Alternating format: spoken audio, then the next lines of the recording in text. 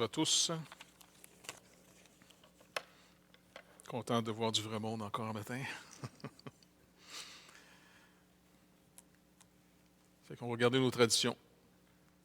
On va remettre ça au Seigneur, d'abord. Seigneur, on veut te remercier pour ce temps qu'on a ensemble.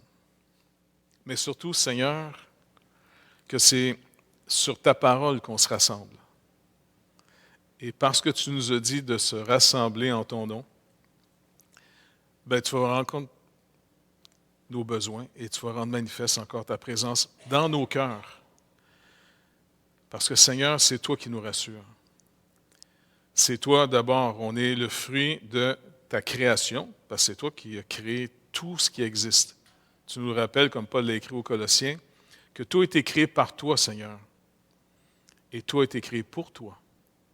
Et ce côté pour toi, ça nous échappe un peu trop souvent, parce que même des fois, on pense que tu es plus pour nous que nous, on est pour toi.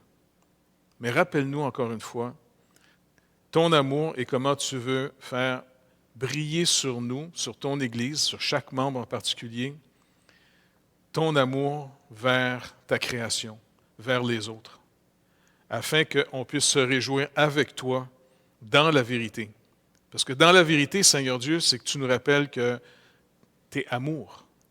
Tu es parfaitement justice, ce qui nous aurait éloignés et châtiés éternellement loin de toi, mais tu es aussi parfaitement amour et tu as su parfaitement accomplir tout ce que ta justice exigeait de nous, et en plus de payer la dette, l'énorme dette qu'on avait causée.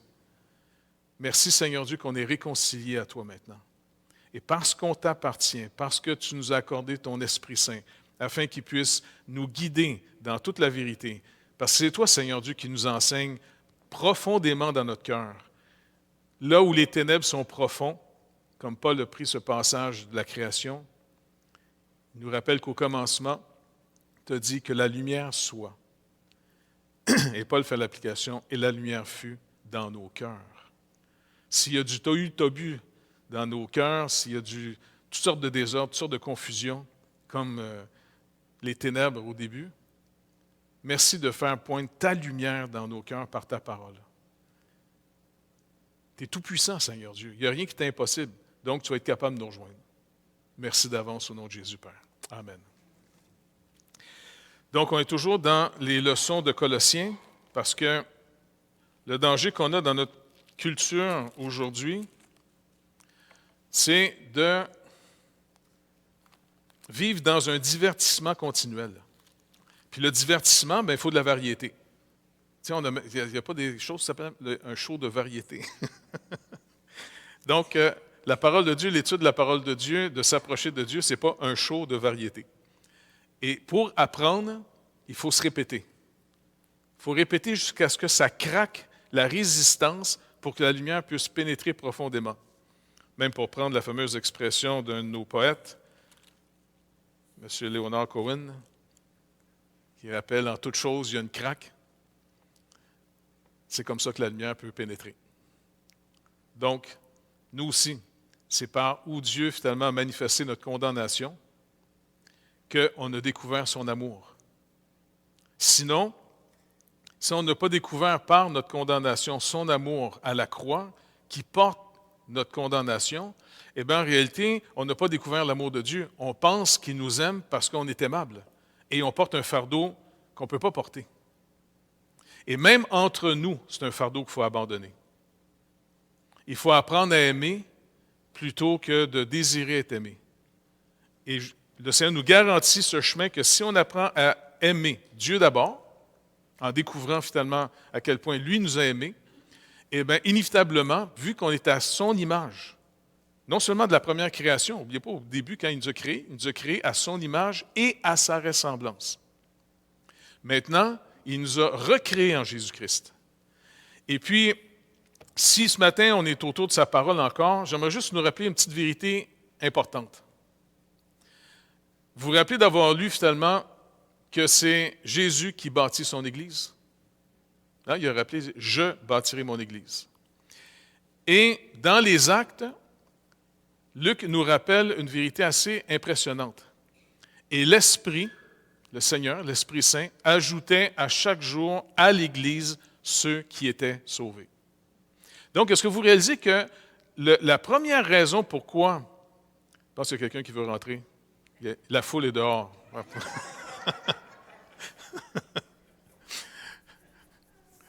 J'aimerais saluer Rénal en passant à Chandler. Donc, réalisez une chose qui est vraiment très, très bénie. Est-ce que vous réalisez qu'on est ensemble, pas parce qu'on a décidé, nous autres, de se retrouver ensemble. C'est que le Seigneur nous a rassemblés ensemble. Et s'il nous a rassemblés ensemble, c'est qu'on est ses enfants. C'est qu'on est des rachetés. Et c'est pour ça qu'il faut apprendre à considérer une chose. À l'origine de la relation qu'on a les uns avec les autres, c'est que d'abord, par Dieu, par Jésus-Christ qui a payé la dette, notre dette est payée, on est parfaitement pardonné. En plus, il a mis finalement toutes nos fautes à son compte. Donc, il est mort de nos fautes. Mais il pouvait, lui seul, porter dans notre chair tout ce qu'on était. Il en est mort. Et en passant, quand il est mort, vous ne voulez pas négliger un si grand salut parce que quand lui est mort, puis qu'il a crié « Mon Dieu, pourquoi m'as-tu abandonné? »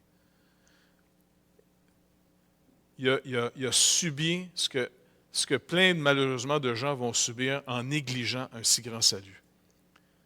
Je ne veux pas être méchant, mais il y a une fausse doctrine qui court de plus en plus. L'universalisme. En d'autres mots, il y a des gens qui sont sûrs qu'il n'y aura personne en enfer. Parce que Dieu est amour, puis que l'enfer, ça aurait été finalement une défaite de l'amour de Dieu, que Dieu n'aurait pas été assez fort pour sauver tout le monde, et puis le mal aurait triomphé sur certains, puis Dieu n'aurait pas été capable de triompher. Non. Dieu rend manifeste sa justice en condamnant son propre Fils. Quand Jésus-Christ a pris notre dette, il n'a pas été épargné du juste jugement de Dieu. Et de penser que le jugement de Dieu, les ténèbres éternelles, que Jésus lui-même nous en a parlé. Puis Jésus, ce n'était pas le genre de gars à faire peur au monde pour juste leur faire peur. Tu ne pouvais pas avoir plus intègre, plus honnête, plus sûr comme enseignant que Jésus lui-même. Et s'il a parlé des ténèbres éternelles, où il y a des grincements de dents et des pleurs, bien, il a pris une image assez forte pour nous rappeler, vous ne voulez pas aller là. Ça avait été d'abord créé pour Satan et ses anges et ceux qui le suivent. Donc, on a été rachetés de tout ça. Pas parce qu'il a choisi les meilleurs sur la planète. On était l'objet d'un amour incompréhensible. Et le Seigneur, finalement, s'est arrangé à ce que notre cœur craque. Notre résistance à son amour craque. Et il nous a fait connaître son amour. Dieu a aimé ses ennemis. Et ça, il faut se rappeler toujours de ça encore une fois. D'ennemis qu'on était par nature, il a fait de nous maintenant des enfants d'adoption. L'objet de son amour. Et c'est pour ça qu'il veut qu'on apprenne à s'aimer de cet amour-là. Mais maintenant, le piège dans lequel on pourrait tomber, et c'est là-dessus que je vais essayer de travailler aujourd'hui, on n'apprendra pas à s'aimer les uns les autres simplement comme une méthode morale. J'aimerais qu'on puisse comprendre que quand on obéit au Seigneur par la foi dans ce qu'il demande, en réalité, essayez de voir que le Seigneur puisse, en passant, sanctifier notre imagination. En passant, notre imagination n'est pas juste pour nous faire rêver des niaiseries. Notre imagination, elle sert aussi à marcher avec Dieu. Notre intelligence, tout en nous est sanctifié. Notre imagination est très importante. Essayez de comprendre que quand vous allez obéir par la foi à ce que vous avez lu dans la parole, bien, c'est que vous avez découvert, vous avez un rendez-vous avec le Seigneur. Ça, c'est encourageant. Ça, c'est vraiment plaisant. Par exemple, une situation est désagréable. Quelqu'un n'a pas été gentil avec vous. Ou vous êtes simplement oublié des gens que vous pensiez qui auraient pris plus de temps pour vous. Toutes sortes de situations qui ne peuvent être pas agréables, pas vrai? Et vous êtes devant une situation où vous avez le choix de vous révolter, de rendre la méchanceté par la méchanceté, ou le Seigneur nous dit, non, sois bon même envers ceux qui te font du tort. Et être bon, c'est de vivre en fonction de l'avantage de l'autre personne autant que c'était possible. Mais faites-le pas juste tout seul. Faites-le pour dire au Seigneur, OK, je vais le faire parce que je veux te rencontrer. Je veux te rencontrer. N'oubliez pas, si vous le faites sans le Seigneur, vous allez le faire pendant une saison et un jour, vous allez devenir tellement dangereusement amer que vous risquez de tout abandonner. Et même pire, de devenir des ennemis de la croix de Christ. Combien de gens disent avoir cru au Seigneur Jésus-Christ et puis, il y en a un autre qui OK, elle est débarrée. Excusez. Combien de gens j'ai vu finalement marcher intensivement avec le Seigneur. Mais malheureusement, de penser qu'à l'époque, lorsqu'il y a des périodes de nos vies où c'est plus intensif que d'autres, à cette époque-là, ils étaient convaincus d'être des super chrétiens et les autres chrétiens étaient juste des chrétiens très ordinaires. On a fait partie de ce beau mouvement-là, nous aussi. Mais vous savez que dans le plan de Dieu, quand il vous appelle à aller à quelque part, ça ne sera pas toujours comme vous voulez que ça soit. Même règle générale, c'est quasiment jamais comme tu veux que ça soit. Quand on avait cherché la face du Seigneur parce qu'on était dans une crise, je me suis rappelé cet événement-là parce qu'il est important dans ma vie, puis il est important dans la vie de ce ministère de la Bible parle. N'oubliez pas le nom, la Bible parle, on l'a hérité des Américains qui s'appelaient à l'époque The Bible Speak. Et puis, la jeune fille qui traduisait le pasteur américain de l'époque, ben, il se servait d'elle pour traduire tous les noms, fait qu'elle a traduit le nom directement. C'est pour ça qu'on a hérité ce nom-là de Bible Speak, la Bible parle. Mais quand le Seigneur nous a demandé d'y aller, on savait que c'était sa volonté d'y aller. Parce qu'il nous avait avertis avant.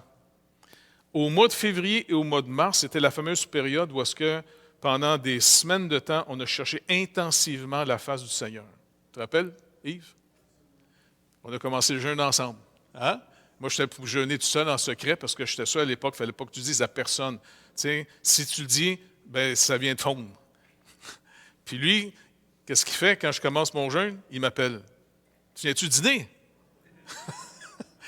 Fait que je disais, non. OK, d'abord, viens souper parce qu'on était des célibataires. Un célibataire, ça n'a pas de vie, hein? Fait que, tu sais, les célibataires s'appellent en disant, non, il faut que tu toujours trouves une raison. Et puis, il dit, ben, viens souper. Non. Il devine. Ah, tu jeûnes! Là, c'est comme s'il a fait péter ma ballonne en disant, ça y est, ça a tout. J'ai manqué mon déjeuner pour rien. Parce que j'avais une mauvaise compréhension de ce que c'était jeûner. Mais j'allais avec les moyens que je savais. Mais le Seigneur avait préparé par Yves toute cette période-là. Et il dit, attends, j'ai trouvé un petit livret que j'ai lu, justement, tu avais lu ça quelques semaines avant, hein, je pense. Tu sais, le petit livret que tu avais amené, là. Et puis il dit, non, je m'en viens chez vous, on va se préparer comme du monde. OK, tu sais. Fait qu'il s'en vient à la maison, et puis on commence à se préparer, comment préparer un jeûne, physiquement, là, tu sais. Fait que tu te rappelles, on a commencé comme ça. Et le but, c'était, écoute Seigneur, il faut que tu nous parles, parce que là, on est devant du néant. Tout ce qu'on a vécu à date, on dirait qu'on l'a épuisé, là. On était devenu un petit groupe maison, on était peut-être une trentaine à peu près, tu sais, à l'époque. Hein? Mais on avait vraiment épuisé cette manière de vivre dans le Seigneur. Et c'est là que le Seigneur, dans ce temps de jeûne et de prière qu'on a fait à Relais, ainsi de suite, là, il nous a donné finalement, c'est là qu'il nous a appelés pour Haïti, avec le signe du fameux bateau. C'est là qu'il nous a dit aussi qu'il était pour nous donner une formation. Il était pour nous amener chez de ces enfants qui sont dans le quartier, qui vont nous donner une formation pour une saison. Et moi, je connaissais Quartierville de A à Z, hein, on connaissait, puis il n'y avait pas un chrétien qui était là. En tout cas, pas beaucoup. Et après ça, on avait continué à prier en disant, vous allez mettre un évangile de Jean dans chaque maison. C'est une bonne idée, il faut qu'on a prié, mais là, je téléphone à Pierre Lebel, qui était un des responsables de Jeunesse à Mission à l'époque, à Donham, et on s'en va chez lui, là-bas, le rencontrer, et comme de fait, il y a plein de boîtes d'évangiles de gens qui ne savaient pas quoi faire avec, il est en train de moisir là, puis ben, regarde, on est avant Pâques, peut-être qu'on pourrait aller distribuer dans toutes les maisons, ça nous donne une chance de cogner à chaque porte, de donner un évangile de Jean, et puis voir à qui on peut parler. C'est là que Mme Saint-Vincent est venue au Seigneur, tu te rappelles, hein? Et puis, Pierre Lebel s'en vient avec son équipe. Et puis, c'est là qu'il me dit, ouais, il y a du potentiel dans ton groupe, mais vous êtes vraiment des pierres vivantes, mais des pierres comme un monceau de pierre, tu sais, pas tellement organisé. Puis c'est là que j'avais dit, non, M. Howard nous a enseigné comme ça, puis moi je respecte ça, mais là c'est sûr qu'en ce moment je suis un petit peu dans un défi, on cherche la face. Non. Puis c'est là que je lui avais dit, regardez comment c'est précieux l'Église. C'est plus que juste du monde avec des vertus ou des vices. C'est Jésus-Christ au milieu de nous autres. Nous autres, là, on va jouir de sa présence. On n'est pas ceux qui la font. C'est lui qui est au milieu de nous autres, qui va se servir de toutes sortes d'événements à des moments précis, comme Yves à un moment, et Pierre Lebel, ainsi de suite. Et puis, on est ensemble en train de discuter, puis moi, je dis, non, gars, j'ai appris à marcher comme ça avec le Seigneur. Il dit, non, M. Ward, il est très bon dans telle chose, mais son ecclésiologie, écoute, c'est pas sa force. Ben, je dis, écoute, sais-tu quoi, je vais demander au Seigneur qu'il me le dise par M. Howard. Puis Pierre me regardant en voulant dire, écoute, il est en France. Ben, c'est pas grave. Je dis, regarde, Pierre, on va prier tout de suite, on va lui demander au Seigneur. Puis on a prié, j'ai été bien vite. On dit, écoute, Seigneur, j'aimerais ça que si c'est vrai ce que Pierre me dit, puis M. Howard là-dessus, c'est pas vrai, j'aimerais que M. Howard lui-même me le dise, parce que moi, je veux pas que ce soit tout ou rien. Je veux retenir ce qu'il m'a donné, M. Howard, parce que quand j'étais là, c'était la période où tu me parlais par lui, tu me formais par lui. Puis quand j'étais à Codognan, ben, c'était la même chose. Et c'est sûr que c'est jamais parfait, mais au travers de tout ça, rappelez-vous encore, pour votre imagination sanctifiée, tout enseignement, c'est comme manger du poisson. Jésus aimait manger du poisson. Vous vous rappelez, quand il est ressuscité, il y a quelque chose à manger, il y avait du poisson. Maintenant, qu'est-ce qu'il y a aussi des fois dans le poisson? Des arêtes. Et qu'est-ce que tu fais quand tu pognes une arête? T'arrêtes. Tu fais juste enlever l'arête. Arrête et jette pas tout le morceau. Enlève l'arête. Voilà. Et dans ce temps-là, Pierre me regardait en voulant dire, écoute, je dis, non, je suis honnête, c'est pas vrai. Et puis, devinez, 2-3 jours après, qui cogne à la porte? M. Howard. Pierre est encore là avec l'équipe, il n'en revient pas. Et M. Howard dit, je vais juste passer, puis il me dit, écoute, Jeff, tu connais l'expression « une main de fer dans un gant de velours » ? Oui. Bon, mais il dit, oublie ce que je t'ai enseigné sur l'autorité puis la structure de l'Église. J'ai été un très mauvais pasteur. Fait que le Seigneur te le montre. Bye-bye. Là, je regarde, Pierre est à côté de moi, il n'en revenait pas. C'est comme arranger avec le gars des vues, cette affaire-là. Mais le gars des vues, il nous arrange notre vie. C'est le Seigneur Jésus. Le Saint-Esprit, il est l'organisateur de nos vies. Fait que je dis à Pierre, OK, Pierre. As-tu une autre méthode? Ben, il dit, justement, je connais du monde dans ton quartier. Il y a un jeune pasteur qui est là avec son équipe, ils font de l'évangélisation comme toi, puis ça. Mais ils sont mieux organisés, ils ont un petit collège biblique, et puis, je vais te les présenter. Ah bon, OK. Et c'était Bible Speak, avec le fameux monsieur Deméo, qui n'a pas été nécessairement mon meilleur ami, mais qui a été utilisé par le Seigneur. Je n'ai pas le droit de le mépriser, je n'ai pas le droit de le haïr, même si j'ai souffert sous lui. Mais je suis allé quand même dans ce mouvement-là parce que le Seigneur nous avait dit, on avait discerné sa volonté. Vous voyez? Quand le Seigneur vous montre ça bien clairement, là, dites-vous une chose. Si c'est vraiment hors norme quand il vous le montre, c'est que vous allez vivre quelque chose d'hors norme. En d'autres mots, plus c'est clair, plus ça risque d'être difficile, accrochez-vous à sa parole. Et vous allez voir, il y a une provision. Fait que ce gars-là, comme je vous l'avais raconté, il n'était pas reposant. Là. Mais, je vais y aller, Seigneur, pas parce que c'est plaisant, tu le sais que tout en moi ne veut pas y aller, mais vu qu'on semble avoir discerné ta volonté, que c'est là qu'on doit aller, OK, je vais y aller. Mais viens me rencontrer. Moi, je m'en vais te rencontrer. Je ne m'en vais pas rencontrer le meilleur ministère du monde. Parce que même le pasteur en charge, qui s'appelait le pasteur Carl Steven à l'époque, ben, il s'appelait de même, il s'appelle toujours de même, mais il est mort. Là. Bref, il me faisait tellement penser, c'est méchant ce que je vais dire, là. Mais quand j'ai vu la première fois, il y avait un programme quand j'étais petit, je regardais, c'était Archie Bunker. C'était un genre de famille américaine avec le père de famille là-dedans, c'était un raciste total. Il n'était pas capable d'endurer son beau-fils parce que finalement son gendre, c'était un Polonais qui avait marié sa fille. T'sais. Et puis quand il parlait de Dieu, pour pas que Dieu le sache, il dit, you know, de qui je suis en train de parler, comme si Dieu ne voyait pas parce qu'il cachait sa main. T'sais. Mais quand je suis arrivé à ce ministère-là, le pasteur Steven faisait tellement penser à lui, ça me prenait toute ma concentration pour l'écouter, pour oublier finalement le show que je regardais à la télévision. Là, t'sais. Puis c'est comme, non, sois respectueux, c'est ici que le Seigneur te veut, écoute. Et puis ça a été une formation magistrale. s'organiser simplement, pas se barrer des pieds dans les fleurs du tapis, faire 25 000 conseils avant que tu arrives à une décision, ainsi de suite. C'était tellement comme évident. On apprend, on va marcher avec Dieu et on doit aller annoncer l'Évangile. C'était pas parfait, mais c'était du Seigneur. Et là-dedans, on a reçu plein de choses. Et quand c'était le temps de partir, eh bien, on est parti en demandant la bénédiction. Et on n'est pas rentré en réaction contre eux autres. Et c'est là que j'essaie de mettre l'emphase le plus important. Si ce n'est pas dans l'obéissance au Seigneur que vous faites quelque chose, la journée que ça va mal tourner, parce qu'il y a des bonnes chances que ça tourne mal. Parce que regardez ce qu'on est. Sans le Seigneur, là, on est dangereux. Pas vrai? On est pourri, hein?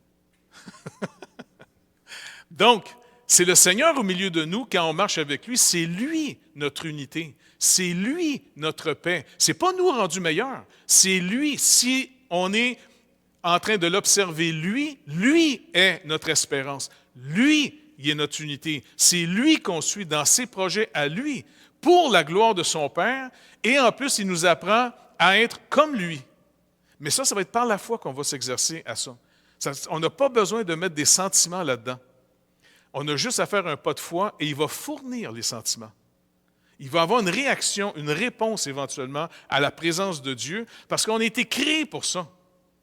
Est-ce que vous réalisez, l'être humain a été créé, même j'ai vu quelque chose passer un matin qui disait, c'est toi ça qui a mis ça sur Facebook?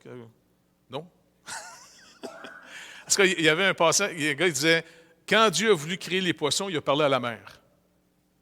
Hein? Il parle aux eaux qui produisent, qui foisonnent de vie. Puis quand il a voulu créer les animaux, il a parlé à la terre. Puis mais quand il a voulu nous créer, il s'est parlé à lui-même. Faisons l'homme à notre image. J'ai trouvé ça génial. Tu sais, il n'a pas parlé à de la terre, il a pris de la terre, mais avant de nous créer, il s'est parlé à lui-même. Faisons l'homme à notre image, à notre ressemblance. Et c'est pour ça que plus on apprend à marcher par la foi avec le Seigneur, n'oubliez pas, la foi, elle se manifeste par notre obéissance volontaire. C'est un choix volontaire de dire « je vais obéir ». Mais je n'obéis pas seul, j'obéis pour aller au rendez-vous que le Seigneur me fixe. Prenons des exemples simples. Joseph, dans la Genèse, quand il est tout jeune, c'est un enfant choyé de son père, Jacob. Jacob avait enfin un enfant par la femme qui voulait marier au point de départ, mais il y en a eu 4 femmes. OK? Et puis, donc, quand il y a eu l'enfant par celle qu'il aimait, là, cet enfant-là, il est devenu le top. Il l'habillait même d'une manière spéciale. Il a fait faire une tunique à plusieurs couleurs. Les autres frères et sœurs, n'oubliez pas, c'était par 2 servantes, puis la sœur de celle qu'il aimait, Léa, Rachel. Donc, quand il y a eu de Rachel, il a distingué cet enfant-là comme si c'était le sien. Mais n'oubliez pas, il n'était pas parfait, Jacob. Pensez pas en disant on va toujours se fier aux hommes de Dieu dans la Bible pour comment élever nos enfants. Pas sûr, c'est toujours le bon spot, tu comprends? Mais c'est béni de voir qu'il prend du monde pas parfait, parce que le but de la Bible, c'est pas de nous parler comment ces hommes-là ont été merveilleux, mais comment Dieu a pu faire une œuvre par ces hommes-là. Ils ont su comment s'attendre à Dieu. Alors, finalement, le petit gars, il est élevé comme le petit chouchou de la famille. Il y a d'autres enfants qui sont nés des servantes, sont encore un petit peu négligés. Et quand c'est le temps de faire des jobs bien plates, il envoie ça aux autres enfants, mais lui, il reste à la maison. Et en plus, le Seigneur lui donne un songe qui va faire de lui quelqu'un de très important. Tu dis, écoute, Seigneur, en psychologie, il faudrait aller voir un psychologue avant de faire une affaire de même parce que c'est pas bon pantoute ça. Tu sais. Là, tu as déséquilibré une famille. Le Seigneur dit, vous êtes déjà tous déséquilibrés. Vous ne pouvez pas être plus déséquilibrés que ça. Et là, lui, il reçoit ce songe-là. Quand il voit ses frères rêver le soir, des champs, tu sais, ils sont toastés par le soleil, puis lui, il est avec son petit soute fluo, tu sais. Et puis, il dit, hey, les gars, j'ai eu un songe. Un jour, vous allez vous mettre à genoux devant moi. Et les grands frères devaient le regarder en disant, oui, on va te manger, puis on va t'arracher la tête avant.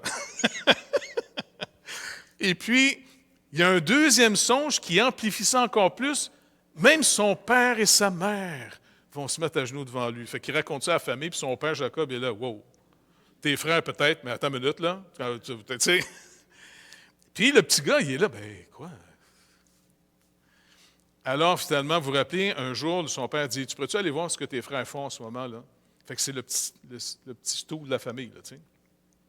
Et quand il s'en va rejoindre ses frères pour voir qu'est-ce qu'ils font, ses frères le voient venir de loin en disant « Hey, moi, je ne peux plus le sentir, je ne suis plus capable, je ne peux plus le sentir. » On le tue. Tu sais, quand tes frères veulent te tuer, là, bon, ben, il n'y a pas juste les frères qui doivent être méchants là-dedans. Joseph, il ne devait pas être opposant non plus. Tu n'haïs pas quelqu'un pour rien, habituellement. Tu sais, je comprends ceux qui maïssent, ils ne doivent pas maïr pour rien non plus. Fait que, lui, il arrive, il se fait battre à mort, il était pour le tuer, mais un de ses frères dit « Non, non, écoutez les gars, non, on ne le tuera pas, là, mais on va le vendre à la place. » Tu sais. Puis c'est là que vous vous rappelez toute l'histoire. Il finit vendu comme esclave. Il était supposé être un petit prince. Il est vendu comme esclave. En passant, ils ont pris sa tunique, puis dans ce temps-là, tu avais juste une tunique. Hein? Donc, il est parti tout nu, attaché en arrière d'un chameau. Vendu finalement aux Ishmaélites. Et puis, il est vendu comme esclave en Égypte. Mais, il va continuer à respecter le Seigneur. Il craint Dieu. Quand Dieu touche quelqu'un, ce n'est pas simplement que tu es ambitieux pour réussir quelque chose. Quand Dieu a touché Joseph, le Seigneur a fait quelque chose de particulier. Sa présence est avec Joseph. C'est ça que je vous dis, il y a un rendez-vous dans l'obéissance pour aller rencontrer le Seigneur. Ce n'est pas une morale seule, comme si Dieu est bien loin puis il regarde une game de hockey comme on joue sur la glace. Là. Il est carrément en nous. Quand qui est en train de produire le vouloir et le faire pour qu'on puisse marcher avec lui? Le Seigneur lui-même. Et comment il produit? Étant en nous. Et qu'est-ce qu'il fait en produisant ça en nous? Un peu avec justement M. Piper, que ton livre que tu m'as prêté. Là. Le Seigneur veut voir sa gloire briller dans nos vies. Le Seigneur aime, je sais que ça a l'air un peu violent ce que je vais vous dire là, le Seigneur aime se voir. Vous allez dire, il est donc égocentrique. Non, il n'y a pas plus glorieux que lui. Comprenez? Il est le maximum de ce que tu peux être. Il est Dieu. Et il nous a fait une faveur incroyable d'être une image de Dieu. Et qu'est-ce qu'il veut voir dans nos vies? Lui. C'est lui qui veut voir. Il nous a fait à son image, à sa ressemblance. Donc, Joseph, finalement, est vendu comme esclave. Il va servir son maître avec intégrité comme s'il sert le Seigneur. N'oubliez pas, rendez-vous. Ce n'est pas un maître qui voit injuste. La situation doit être de Dieu, point final. Qu'est-ce que je ne peux rien faire? Alors, la situation est de Dieu. Et il va continuer à vivre avec le Seigneur dans cette situation-là. Il va servir son maître comme il servirait le Seigneur. C'est pour ça que Paul va dire aux esclaves de l'époque, « Servez vos maîtres comme le Seigneur. » Comme si vous servez le Seigneur lui-même. Et là, il est tellement intègre, le gars, puis en plus, il doit être beau. La femme du gars veut coucher avec. Lui, il ne veut pas. Il ne veut pas trahir son maître. Imaginez. Et puis, elle va l'accuser de viol, parce que, tu sais, elle l'a pogné encore par la tunique. Tu sais, il y a un problème de tunique, en tout cas, Joseph. C'est la troisième tunique, là, tu sais, bon. Et puis, et là, il se sauve, mais il se sauve tout nu, puis elle a gardé la tunique en disant, regarde, il a voulu me violer, j'ai gardé son linge, j'ai crié, il s'est sauvé. Son mari, tout de suite, il a cru sa femme, et il le fait mettre en prison. Et le gars s'en va non seulement d'esclave, mais après ça, il s'en va en prison. Tu dis, ouais, mon songe. Écoute, le gars doit se dire, écoute donc. Mais, qu'est-ce qu'il fait en prison? La présence de Dieu est avec lui, il sert le Seigneur. Le Seigneur est avec lui en prison, au point qu'en prison, à cause de la présence de Joseph, le lieu était devenu un lieu rassurant. Il était une lumière. Il vivait avec le Seigneur, la situation. Et vous vous rappelez, un jour, les deux officiers de Pharaon sont mis en prison, et puis ils ont un songe. Puis Joseph, il dit, racontez-moi vos songes, je connais ça un peu. Mais il me semble que c'est drôle qu'ils disent qu'ils connaissent ça, parce que il me semble que le seul songe qu'il y a eu, ça ne l'a pas amené au temps, puis il est en prison. Tu sais. Mais il interprète les songes aux deux monsieur. Il dit, vous, désolé monsieur, vous, dans quelques jours, vous êtes mort. Vous, par contre, vous allez être restauré en position. Mais en passant, quand vous allez être restauré en position, pouvez-vous parler en ma faveur, parce que moi, là, je suis innocent. Mais il pensait compter sur quelqu'un qui était pour être reconnaissant. Et qu'est-ce que le monsieur a fait? Il l'a complètement oublié. Il l'a oublié. Si vous comptez sur les bonnes personnes dans l'Église, vous risquez finalement d'être un petit peu frustré. Juste un petit peu.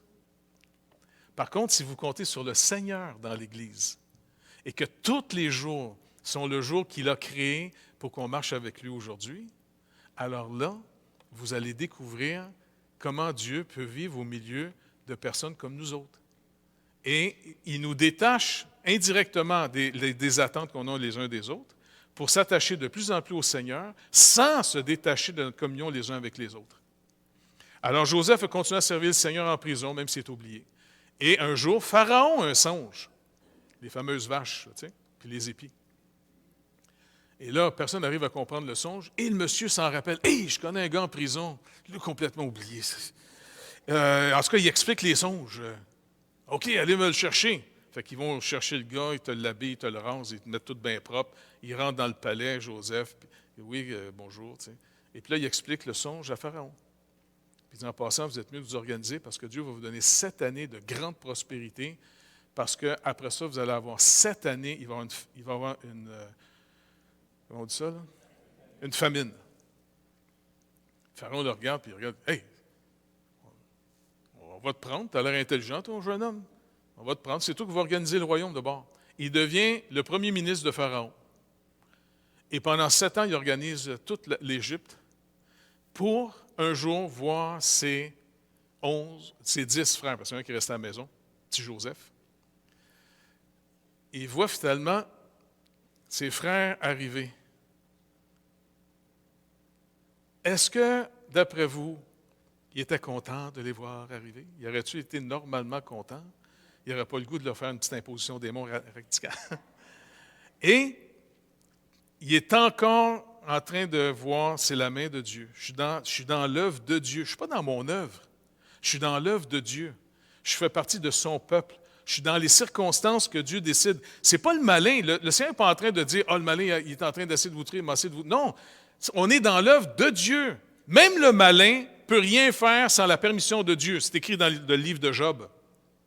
En plus, Jésus-Christ est mort sur la croix et il a vaincu les puissances démoniaques qui se servaient même de la loi de Dieu. Satan se sert de la loi de Dieu pour nous accuser devant son trône. Et personne ne pourrait survivre son comment on dit ça? Oui, ça s'entend, mais aussi son plaidoyer, ça se veut-tu? En tout cas, son accusation, sa condamnation. Mais le Seigneur dit non, j'ai toujours d'abord, quand je vous ai choisi, je vous ai toujours mis à mon compte. Je n'ai pas choisi les meilleurs pour dire j'espère que tu vas réussir. Il dit à Abraham un jour quand il l'a appelé, sois une bénédiction. Il n'a pas mis la pression sur Abraham qu'il soit une bénédiction. Quand Dieu dit sois une bénédiction, c'est que Dieu va faire d'Abraham une bénédiction. Il a juste à continuer à marcher avec Dieu, lui. Puis, est-ce que vous réalisez que Dieu est à l'origine de tout? Et ça, si on le découvre entre nous, notre unité, d'abord, quand on se regarde, on se dit, attends, le Seigneur nous a rassemblés ensemble. Ce n'est pas nous autres qui avons décidé de se retrouver ensemble. C'est lui qui nous a mis ensemble. Et c'est pour ça que l'unité dans l'Église, si vous l'attaquez impunément, de manière familière, vous êtes en train de toucher à l'œuvre de Dieu. À l'œuvre de Dieu. Ce n'est pas n'importe quoi. C'est pour ça qu'on est toujours mieux de se rappeler à tous les jours, on est dans l'œuvre de Dieu. Et donc, quand on se voit en croyant, on voit d'abord un frère et une sœur. On est de la même famille. On a été adoptés par Dieu pour partager avec lui l'éternité. Et si aujourd'hui, certains semblent se retrouver dans des conditions injustes, bien, il y a plein d'histoires dans l'Ancien Testament, c'est ce que Paul rappelle aux gens. N'oubliez pas, ces histoires ont été écrites pour notre instruction. L'instruction, ce n'est pas du divertissement. Faites attention de lire la Bible comme un divertissement ou comme un roman. On lit la Bible comme un livre d'instruction. Ça veut dire qu'on va en avoir besoin de ces instructions. Et de toujours se rappeler, à chaque jour que tu te réveilles, c'est une nouvelle journée que Dieu nous donne de vivre dans son œuvre, pas dans la nôtre. Et c'est pour ça que l'amour dont il nous demande de s'aimer va être un amour d'abord intelligent, pas émotif. Regardez, si on regarde le texte dans Philippiens chapitre 2, si je ne me trompe pas.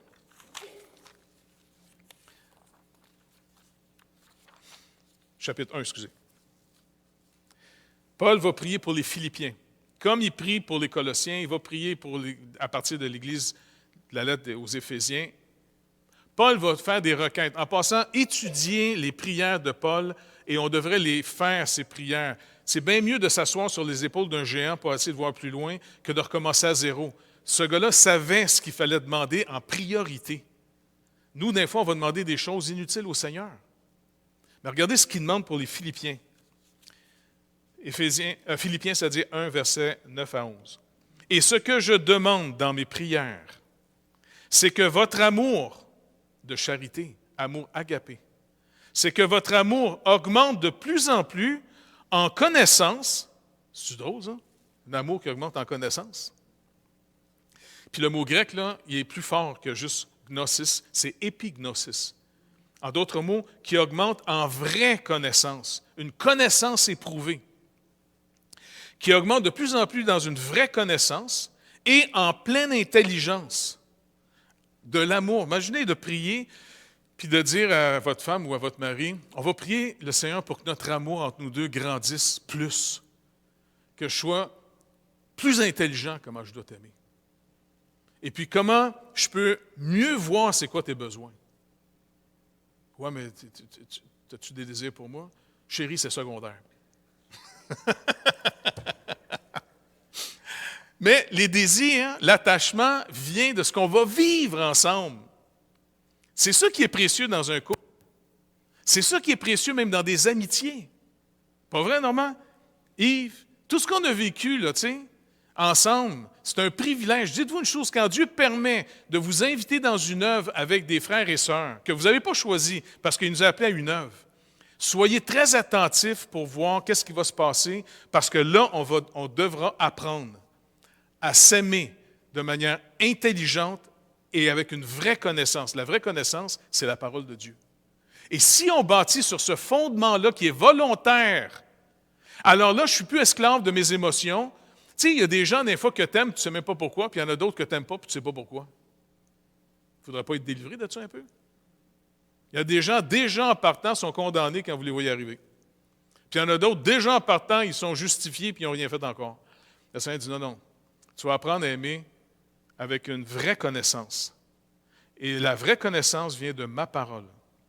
D'abord, la première leçon que vous devez tous apprendre par cœur, si ce n'est pas du Seigneur, on est tous perdus. Entièrement et totalement perdus si ce n'était pas que le Seigneur nous a rachetés et payé la dette pour nous autres. Mais faites attention, nos natures humaines restent encore remplies de faiblesses. Parce que Paul compare la vie qu'on a en ce moment comme une tente. Et la résurrection, notre résurrection plus tard est comparée à un édifice. Essayez de voir l'image encore, l'imagination sanctifiée, s'il vous plaît. Voyez l'image. Quand vous allez camper, je me rappelle une fois, on avait campé à Wemontashi, tout ça. Et puis, il y a certains temps dans l'année que c'était un peu plus risqué. Et puis, je me rappelle, on était tous au lac du Poisson-Blanc, qu'il appelle, là, tu sais, puis on avait toutes nos tentes. Hein. Et puis, à un moment donné, est-ce qu'il y en a qui étaient là, cette fois-là? Tu étais là, hein? Tu te rappelles ce qu'on entend le soir? Des coups de carabine. Là, il y a des gars qui se promènent dans les forêts, puis ça attire. Les autres, ils ont le droit d'aller à la chasse quand ils veulent, les Indiens, hein? Tu sais, les Atikamekw, là. Puis là, moi, je suis dans la tente. Ma femme est à côté de moi. Là, je touche la toile. Une balle, ça passe facilement au travers d'une toile de mer. Et c'est là que l'image m'est venue. Vous êtes présentement dans vos natures humaines comme dans une tente. OK. Puis le Seigneur dit, mais ce qui t'attend, ta résurrection, tu vas être dans un édifice. Imagine-toi, tu es dans un château fort. Ça a beau tirer, tu as des murs de 5 pieds de pierre, la balle ne passera pas au travers. Mais dans une tente, boum, boum, c'est une toile. Donc, le Seigneur dit, rappelez-vous, vous êtes toujours dans un corps très fragile. Vous êtes encore très fragile. Vous allez vous marcher ses pieds une fois de temps en temps les uns les autres. Vous allez manquer de délicatesse. Il va y avoir plein d'erreurs qui vont se faire. Mais rappelez-vous, c'est moi qui suis au milieu de vous et moi, je suis votre justice. Pas les uns les autres.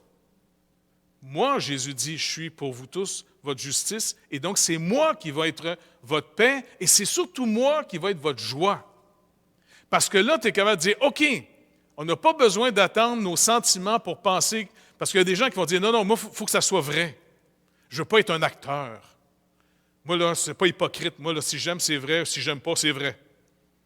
Non, non, mais c'est pas vrai. Parce que qu'est-ce qui dit que ton cœur, que la Bible dit dans Jérémie 17, il est tortueux par-dessus tout. Quelqu'un qui se fait à son cœur, là, il ne croit pas les Écritures. Si tu crois les Écritures te condamnent. Les Écritures nous disent que de nous-mêmes, on est dangereux. Est-ce que vous vous rappelez qu'est-ce que Jésus a déjà dit par rapport à ceux qui savent donner de bonnes choses à leurs enfants? Comment il les qualifie? Méchants comme vous l'êtes, vous savez donner de bonnes choses à vos enfants? As-tu remarqué il a traité tout le monde de méchants comme vous l'êtes? Peut-être qu'il y avait des bonnes mères de famille bien gentilles qui étaient là, puis ils regardaient en disant, méchants comme vous l'êtes, vous savez donner des bonnes choses à vos enfants. Comment, à plus forte raison, le Père va donner le Saint-Esprit à ceux qui lui demandent? Il nous traite de méchants. N'ayez pas peur de réaliser qu'on est méchants. Et si ça va bien, c'est qu'il y a une trêve entre deux ennemis. On fait la paix parce que Christ, au milieu de nous, nous impose sa paix. Et là, il va nous apprendre à nous aimer, comme lui-même a aimé. Il dit, recevez-vous comme Christ vous a reçu, pas vrai? Pardonnez-vous comme Christ vous a pardonné. Alors, qui a été aimé? Alors, regardez, je vais juste vous lire la définition que la Bible donne encore. Romains, chapitre 5. Voici comment il nous a aimés. Qui a aimé? Et donc, il dit finalement, Romains 5, 6. As-tu le temps d'arriver là, Yves? Car, lorsque nous étions encore sans force, Christ, au temps marqué, est mort pour des impies. Ça, c'est ce qu'on est.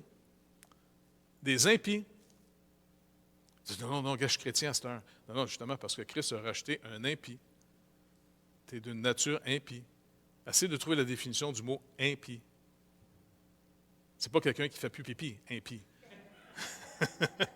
Impie, c'est quelqu'un qui n'a aucune piété, qui a aucune révérence pour Dieu.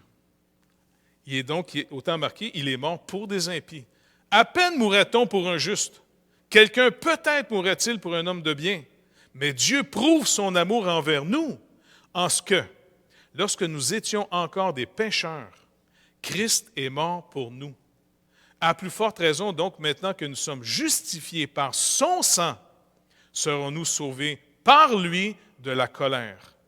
Car si, lorsque nous étions ennemis, nous avons été réconciliés avec Dieu par la mort de son Fils, à plus forte raison, étant réconciliés, serons-nous sauvés par sa vie. Et non seulement cela, mais encore nous nous glorifions en Dieu par notre Seigneur Jésus-Christ, par qui maintenant nous avons obtenu la réconciliation. Nous sommes des réconciliés, non pas en fouillant en nous-mêmes qu'est-ce qu'il y avait quelque chose de bon en nous autres pour que Dieu nous sauve, mais Dieu a prouvé son amour en ce qui est mort pour ses ennemis. Il a aimé ses ennemis. Et il a fait de nous des gens qui, par son esprit qui vient nous habiter, on l'aime, on apprend à l'aimer. Il nous manifeste son amour à tous les jours. Et quand on doit le faire les uns envers les autres, attendez pas que quelqu'un vous stimule à l'aimer. Prenez le devant par la force que Dieu nous donne. Il nous donne la capacité de s'aimer les uns les autres, car cette capacité vient de lui. C'est lui qui produit le vouloir et le faire. Je n'ai pas besoin d'avoir le sentiment. C'est pour ça que quand les gens me lancent un défi, es-tu prête à travailler avec un tel? Es-tu prête à aller à telle place? C'est la volonté de Dieu, oui. Pas parce qu'un tel me stimule, pas parce que le projet est trippant, parce que si c'est le rendez-vous que Dieu me fixe, certainement que je vais y aller. Parce que moi, je veux continuer à connaître le Seigneur. Il m'a dit que la vie éternelle, c'est qu'on va connaître Dieu. Pas juste savoir des choses sur Dieu, le connaître. Le connaître. Connaître dans la Bible, ça veut dire expérimenter par expérience la personne. On va expérimenter la bonté de Dieu, on va expérimenter ses provisions, comment il fait toutes sortes de choses gracieuses à notre égard. Et donc, ça devient le modèle, comment on doit s'aimer les uns les autres. Recevez-vous comme Christ vous a reçu. Aimez-vous les uns les autres. Jésus a dit, comme moi, je vous ai aimé. Il n'a pas dit, il n'y a pas plus grand sentiment. Non, il a dit, il n'y a pas plus grand amour que de donner sa vie pour ceux qu'on aime. Donc, c'est pour ça que ça nous amène à une chose. Si on apprend à s'aimer de l'amour de Dieu, qui est volontaire, qui est selon le plan de Dieu, inévitablement, devinez qu'est-ce que ça produit en nous, l'un face à l'autre. l'intercession. Notre vie de prière va se développer si on a appris à s'aimer selon le commandement de Christ. Car inévitablement, entre moi et mon frère, il y a d'abord le Seigneur Jésus qui est là.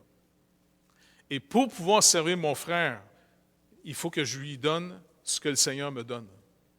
Si je dois pardonner à mon frère qui me demande pardon d'une faute qu'il m'a faite, eh bien, je vais être capable de le faire si j'ai été moi-même le premier à recevoir le pardon de Christ à mon égard. Le Seigneur va toujours me rappeler comment il m'a traité. Et puis, c'est pour ça que la reconnaissance, tu sais, quand Paul dit « rendez grâce », soyez reconnaissants. La reconnaissance, c'est aussi de se rappeler sans arrêt les histoires que tu as vécues avec le Seigneur. Rappelez-vous sans arrêt comment Dieu vous a béni. C'est pour ça que dans notre communion fraternelle, un élément qui doit être là. Je sais qu'il y a du monde qui paraît que je tape ses nerfs, là. Ça m'a été rapporté, là.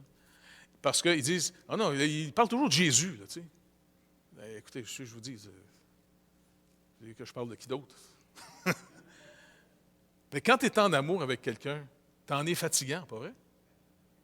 Tu sais, quand tu aimes quelqu'un, de qui tu parles?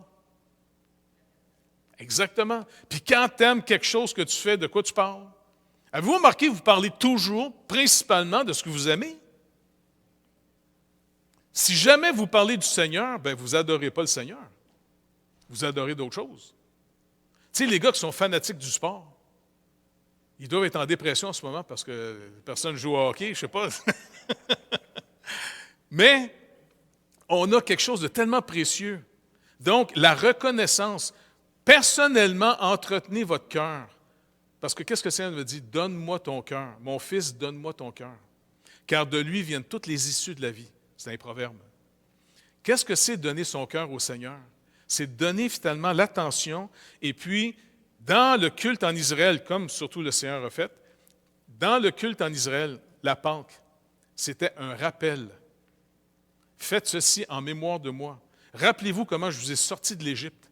C'est un rappel de tout ce que Dieu fait dans notre vie. Ce n'est pas se rappeler tout ce qu'on a fait pour Dieu. Tout ce que Dieu a fait pour nous autres. Et ça produit une joie dans notre vie incroyable. On dit, et Pierre dit, si vous faites ça en passant, vous affermissez votre élection. C'est comme ça que vous découvrez de plus en plus que vous êtes rachetés, vous êtes pardonnés, vous êtes adoptés. Dieu est redevenu vraiment votre Dieu, vous êtes sauvés. Et peu importe ce qui va arriver, Dieu sera toujours là parce que lui, il est le fidèle et le véritable. Et tout ça devient une vie saine. On vit dans sa lumière. Et c'est de là qu'on peut s'éclairer de sa lumière dans les situations pour chercher de la lumière. Comment on doit s'aider les uns les autres, comment on doit s'aimer les uns les autres, comment on doit se soutenir les uns les autres. Bien, raconte-moi comment Dieu t'a sauvé. Si vous n'êtes pas capable de dire comment Dieu vous a sauvé, si vous n'êtes pas capable d'avoir 2, 3 petites histoires. Et le danger, quand on élève nos enfants, on peut les élever dans la morale chrétienne. C'est tout vrai ce que vous dites. Mais si ce n'est pas pour rencontrer Jésus, vous allez les détruire. Un jour, ils vont se révolter. Parce que la loi ne fait que montrer qu'on ne l'a pas pantoute. Le premier commandement, vous le connaissez? Aime Dieu de tout ton cœur, de toute ton âme, de toute ta capacité. Lui seul, tu serviras. Aimer Dieu de toute mon âme, de tout mon être, il faut qu'il devienne le trésor suprême. Mais si tu ne le connais pas, tu ne peux pas aimer ce que tu ne connais pas. Et c'est pour ça que le Seigneur dit dans sa parole, si on a goûté comment il est bon, alors après, désirons sa parole comme le lait du nouveau-né. Là, la parole de Dieu, c'est la parole de celui qui m'aime, celui qui m'a béni, celui qui me sauve, celui qui me guérit, celui qui est là pour tous les jours. Alors, quand ton frère arrive devant toi ou ta soeur arrive devant toi, tu es beaucoup plus prudent parce que le Seigneur dit, comme je t'ai aimé, rappelle-toi, j'ai aimé cette personne-là. Fais attention à comment tu vas y parler. Oh, c'est vrai, tu sais. Puis il y a un danger, même quand on est trop proches les uns des autres, on devient familier. On prend pour acquis comme si l'autre nous appartient. Vous vous rappelez, Bonhoeffer parlait de la différence entre l'amour psychique et l'amour spirituel. Le danger de l'amour psychique, c'est de conquérir l'autre et surtout de trouver ma stimulation de l'aimer tant que cette personne-là produit ce qu'il faut pour que je l'aime. Mais la journée qui est plus capable de fournir le stock, j'adompe là. L'amour de Dieu est basé sur une alliance, pas sur des émotions. Dieu nous pardonne, c'est vrai, par amour, mais il ne nous pardonne pas parce qu'il nous aime un jour, puis le lendemain, il ne fait le pas, puis il nous pardonne moins. Il nous pardonne sur la base du sacrifice de Jésus-Christ, la nouvelle alliance. Et cette nouvelle alliance nous met en sécurité totalement. On ne sera plus jamais séparés de Dieu. Même si on commence notre vie chrétienne, notre vie dans le Seigneur, dans cette tente, parce qu'on s'en va bientôt à la maison, dans une maison solide, pour l'instant, le Seigneur dit, il n'y a pas de danger. Même le danger, il vient de moi. Attends-toi à moi tous les jours. Et c'est comme ça qu'il nous apprivoise à chaque jour. Et c'est ça qui était supposé être à l'origine de notre relation les uns avec les autres.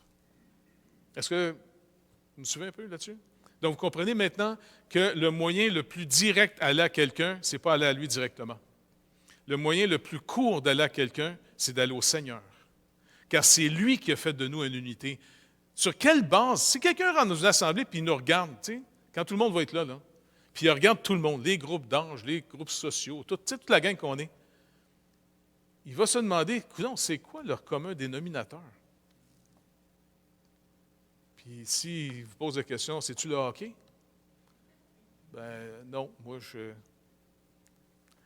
connais même pas de joueur de hockey. Je sais que je suis québécois, je suis posé.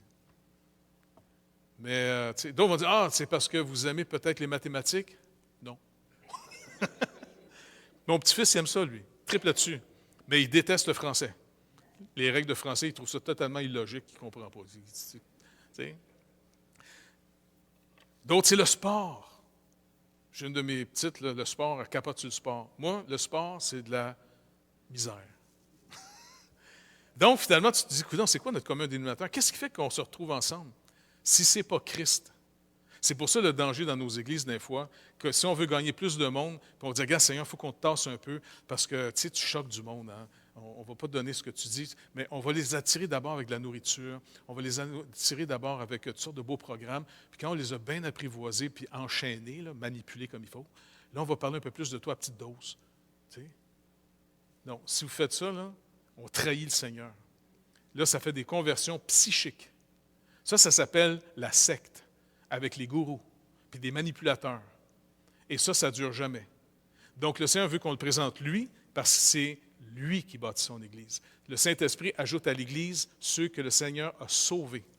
Et c'est comme ça qu'ensemble, au-delà de toutes nos personnalités différentes, on va apprendre à tous les jours, comme il nous a aimés, on va apprendre, ça s'apprend à aimer les uns les autres. Par amour, je vais juste définir la définition de l'amour que Paul nous donne dans Colossiens, puis on va finir avec ça.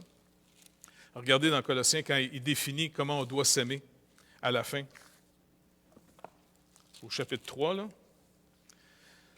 Après avoir fait mourir les membres du corps sur la terre, qui est l'impudicité, l'impureté, les passions, les mauvais désirs, la cupidité, l'idolâtrie, et ainsi de suite, là. Et de renoncer aussi à la colère, à l'animosité, à la méchanceté, à la calomnie, aux paroles déshonnêtes qui pourraient sortir de notre bouche, de ne pas se mentir les uns aux autres, et nous étant dépouillés du vieil homme et de ses œuvres. Maintenant, ayant revêtu l'homme nouveau, verset 10, 3.10, Colossiens 3.10, ayant revêtu l'homme nouveau, qui se renouvelle dans la connaissance selon l'image de celui qui l'a créé. Avez-vous remarqué ici que la connaissance est vitale de lui, expérimenter le Seigneur? Dans la connaissance de lui. Nous avons tous ici de la connaissance du Seigneur. Par contre, faites attention de ne pas l'oublier. Puis le meilleur moyen de ne pas l'oublier, mémorisez-la. Rappelez-vous ces histoires. Racontez-les vous-même à vous-même. T'sais, vous êtes capable de vous parler? Tout seul? Moi, je me parle souvent, en tout cas, tout seul. Toi? Chantez! Vous pouvez, exactement, c'est pour ça que de plus en plus, il réforme la manière finalement de chanter pour qu'on puisse chanter ce que Dieu est, pour que ça réfléchisse dans nos vies. Dieu veut voir le reflet de sa personne dans nos vies à sa ressemblance. Chanter, c'est parce qu'il va dire, ça fait partie des méthodes, j'y arrive. Donc, il dit, on va revêtir l'homme nouveau. En d'autres mots, c'est comme mettre un habit. Donc, c'est volontaire. Donc, il dit, ici, ayant revêtu l'homme nouveau, qui se renouvelle dans la connaissance de l'image qu'il a créée, il n'y a ici ni grec ni juif, aucun racisme permis. Être raciste, là, c'est vraiment être totalement dans l'ignorance de l'Évangile. Un chrétien ne peut pas être raciste. En passant, aucune aussi question de plus ou moins religieux, circoncis, incirconcis, ni très éduqué ou barbare, ni esclave ou libre, statut social. Puis dans l'Épître aux Éphésiens, il dit ni homme ni femme, pas genre.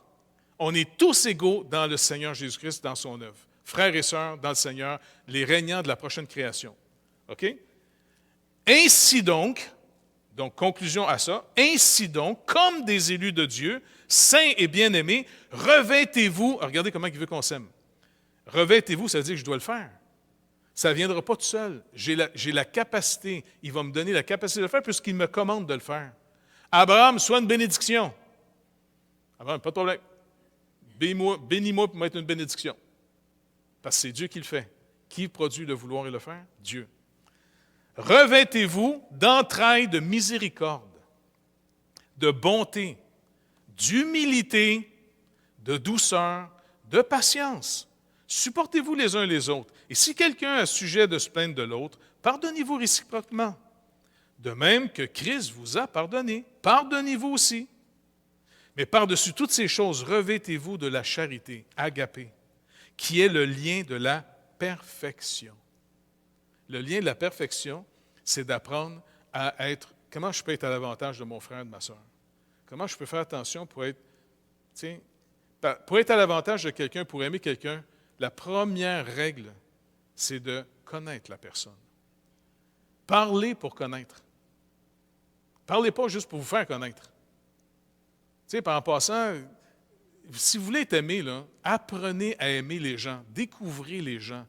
Ne vous faites pas aimer en parlant de vous tout le temps. Il n'y a rien de plus fatigant que ça, pas vrai? Qu'est-ce que les proverbes disent en passant sur celui qui fait sa propre louange? Exactement. Tu as déjà de récompense, tu t'es loué toi-même. Il dit, laisse un autre plutôt faire ta louange. Mais si quelqu'un dit, ouais, non, parce que personne ne prend le temps de me remarquer comment je suis merveilleux, et puis là, je suis obligé de parler de moi-même, là. Mais non, si personne ne t'a remarqué, c'est que tu n'es pas remarquable, que je te dise. Casse-toi pas la tête, mon pauvre toi. Par contre, va aimer. Prends le temps d'aller aimer un autre, parce que si tu n'es pas rassasié de l'amour des gens, c'est qu'en réalité, tu t'es privé de l'amour de Dieu pour toi. Commençons tout avec le Seigneur, c'est lui notre source. Et puis là, on va apprendre à être aimé. On se rappelle des histoires, comment il nous a aimés, comment il nous a sortis de telle situation, comment il a fait telle chose. Puis là on se raconte ça entre nous autres. Mais par-dessus toutes ces choses, la charité, qui est le lien de la perfection, et que la paix de Christ, à laquelle vous avez été appelés, pour former un seul corps, règne. L'impératrice au milieu de nous autres, là, c'est la paix de Christ. C'est la reine. Elle nous commande d'être en paix les uns avec les autres. Avant de briser la paix, avant de partir d'une chicane, là, soyons extrêmement prudents. Parce que c'est souvent au nom de notre petit ego qui a été touché qu'on part des chicanes. Et le Seigneur dit, non, ce qui doit régner au milieu de vous, c'est ma paix. Moi, j'ai payé un prix énorme pour vous mettre ensemble. Laissez pas vos petits égos être frustrés puis briser l'unité, parce que là, vous attaquez l'œuvre de Christ. Beaucoup de gens veulent faire l'œuvre de Dieu, puis ils la font souvent en divisant le monde, puis en divisant les chrétiens ensemble, en parlant contre tout le monde. Le Seigneur dit, non, arrête. Ma paix doit régner au milieu des autres. Ma paix, je suis mort pour mes ennemis. Je suis mort pour des impies. Je suis mort pour des pécheurs. J'ai donné ma paix à mes ennemis. Donc, brise pas cette paix-là. OK? Et comment, après ça, on doit le faire de plus en plus? La parole de Christ, en passant, il finit, il dit, et soyez reconnaissants. Encore une fois, le mot reconnaissance. Reconnaissance, c'est d'être content. Rappelez-vous la bonté que Dieu a été pour nous quand on ne le méritait pas en tout. Donc, ça va être bien facile d'être très tolérant pour un autre frère ou une sœur. Pas besoin d'exigence. T'sais?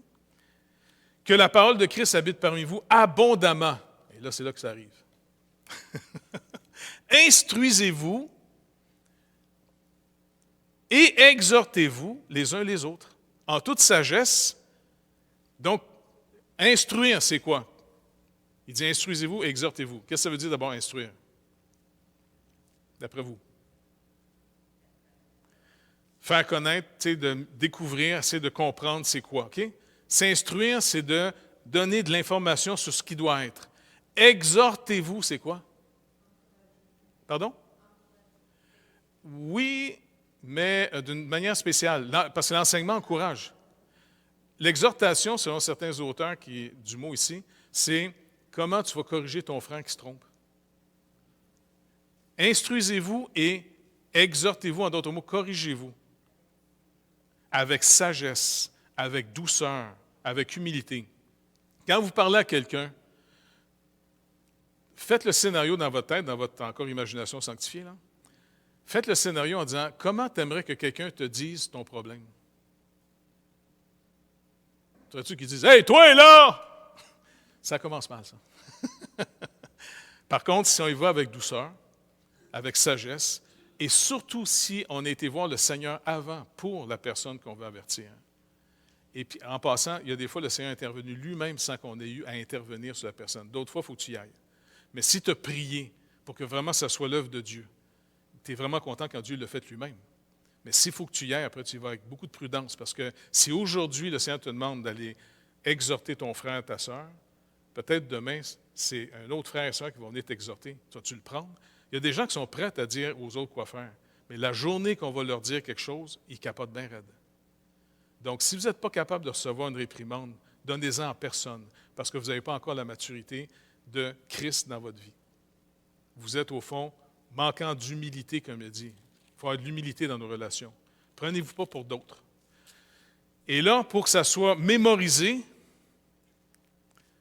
par des psaumes, par des hymnes, par des cantiques spirituels, chantant à Dieu dans vos cœurs sous l'inspiration de la grâce. Chanter, c'est quelque chose dans notre mémoire qui est assez fort parce que c'est de l'information mêlée avec aussi de l'affection. Il y a quelque chose de particulier dans le chant, au point que les gens qui perdent la mémoire, tu sais, la maladie d'Alzheimer, il paraît que quand il y a des gens qui vont jouer de la musique, qui jouent de la musique de leur temps, qui connaissent, les gens arrivent. C'est comme s'il y a une connexion affective qui est là. Donc, ce qu'on chante, c'est extrêmement important. C'est comme un filet qui nous protège la journée que ma bibliothèque de mémoire est en train de s'effriter et les pages s'arrachent. Bien, il reste le filet. Je suis porté encore par la mélodie. Et c'est facile de mémoriser des choses par la mélodie. Donc, c'est pour ça que si on continue, c'est une culture à développer. Vous voyez, c'est tout volontaire. Et quand on le fait, c'est qu'on obéit au Seigneur en disant, je vais le faire, Seigneur, parce que je veux te rencontrer. J'ai besoin de te connaître là-dedans. Je veux te rencontrer. Et ça va bouleverser vos mariages, ça bouleverse l'éducation de nos enfants, ça bouleverse nos types d'amitié qu'on a les uns avec les autres, et ça fait que l'Église, elle a la compassion et l'amour de Christ pour le monde qui se perd. Et là, elle s'arrange toujours. Dire, comment je peux être un témoin sage? Puis que d'abord, j'ai intercédé pour que le Seigneur ouvre une porte. Donc, ça devient finalement inévitable que ceux qui apprennent à s'aimer comme Christ nous a ordonné de s'aimer, eh bien, inévitablement, ça va se manifester par votre intercession. Parce que le moyen le plus proche pour aller à un frère, c'est celui qui nous a rachetés, qui a fait de nous autres une famille. Amen. Fait que Seigneur, continue à nous enseigner.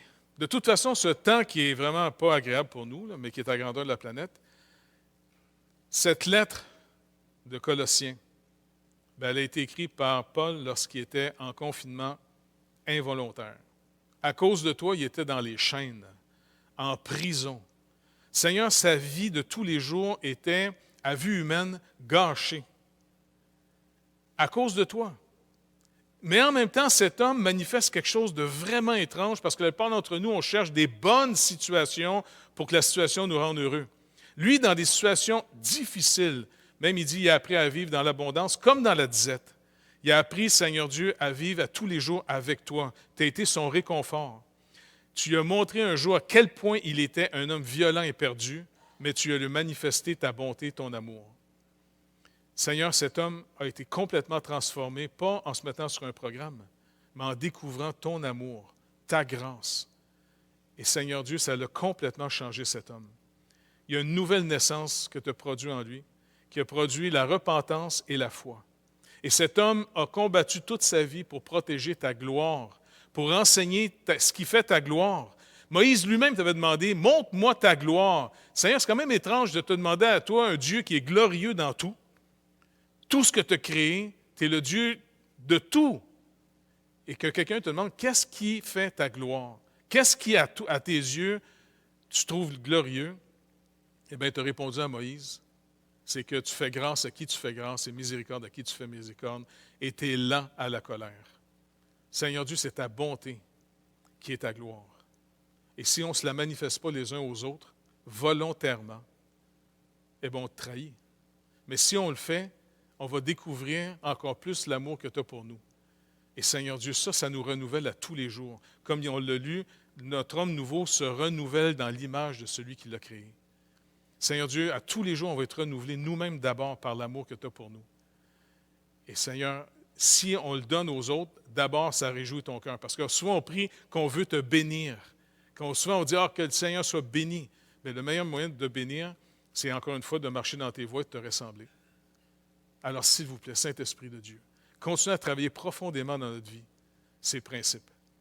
Que ta lumière soit dans nos cœurs. Merci d'avance, Père, au nom de Jésus. Amen.